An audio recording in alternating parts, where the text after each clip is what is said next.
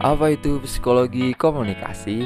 Psikologi komunikasi menurut George E. Miller ialah ilmu yang berusaha menguraikan, meramalkan, dan mengendalikan insiden mental serta behavioral dalam komunikasi. Lebih singkatnya, psikologi komunikasi artinya ilmu yang mengkaji proses komunikasi antar manusia dengan memakai psikologi sebagai sudut pandang atau perspektifnya untuk mencapai komunikasi yang lebih efektif.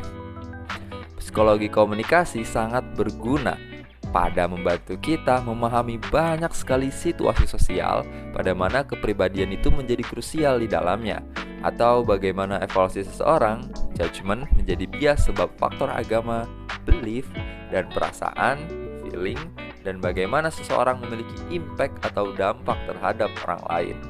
Di sini saya akan membahas beberapa ruang lingkup psikologi komunikasi, di antaranya yang pertama, sistem komunikasi intrapersonal. Pada sistem ini, antara lain membahas wacana karakteristik manusia komunikan, faktor-faktor internal serta eksternal yang menghipnotis sikap komunikasinya, sistem memori serta berpikir dan sifat-sifat psikologi komunikator. Yang kedua ada sistem komunikasi interpersonal.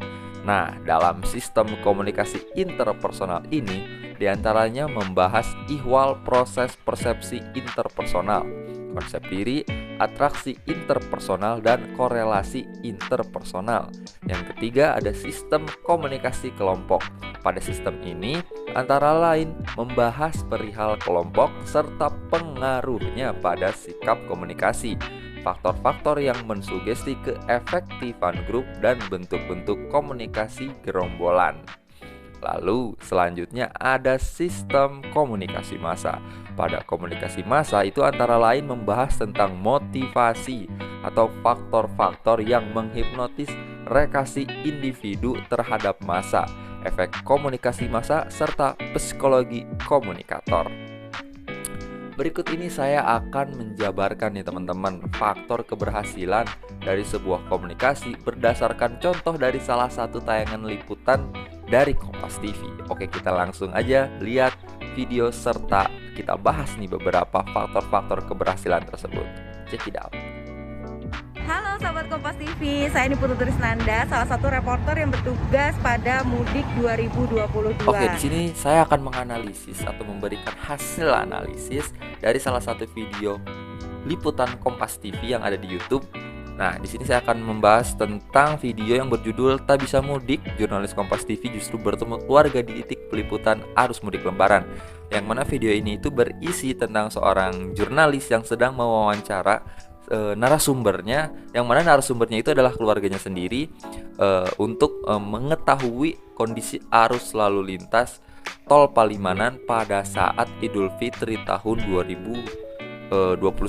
Nah, di sini saya akan membahas faktor-faktor keberhasilan komunikasi nih yang telah dicapai oleh kedua orang ini gitu, jurnalis dan narasumbernya pada liputan Kompas TV yang satu ini.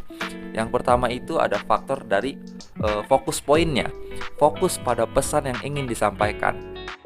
Nah, jadi tahun ini saya berkesempatan untuk bisa meliput dan juga melaporkan secara langsung bagaimana kondisi lalu lintas yang ada di gerbang tol Palimanan, tepatnya di Kabupaten Cirebon di KM 188. Selanjutnya ada persepsi positif, yaitu sebuah persepsi positif yang dimiliki oleh komunikan terhadap komunikator. Karena mereka memiliki hubungan batin gitu, jelas jurnalis, baik jurnalis maupun narasumber ataupun sebaliknya, itu memiliki persepsi yang positif kepada masing-masing individu karena mereka semua terjalin dalam hubungan keluarga. Nah, yang ketiga itu percaya diri. Di sini bisa terlihat dari intonasi atau nada bahasa atau gaya bahasa yang dibicarakan oleh jurnalis ini, itu terlihat bahwa ia sangat percaya diri melakukan tugasnya.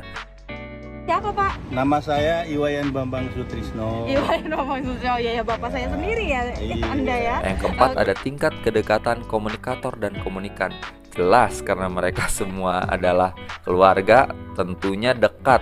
Sehingga kedekatan tersebut juga bisa dirasakan oleh para audiens yang bisa kita lihat pada kolom komentar pada video YouTube tersebut, bahwa mereka semua audiens sangat menyukai atau merasakan kehangatan pada liputan yang satu ini.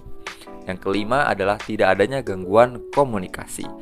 Meskipun ini liputan dilakukan di tol Palimanan, tidak ada gangguan komunikasi sama sekali pada proses peliputannya. Proses komunikasi berjalan lancar, informasi yang disampaikan oleh narasumber pun jelas, karena informasi yang ingin disampaikan tersampaikan secara baik kepada audiens.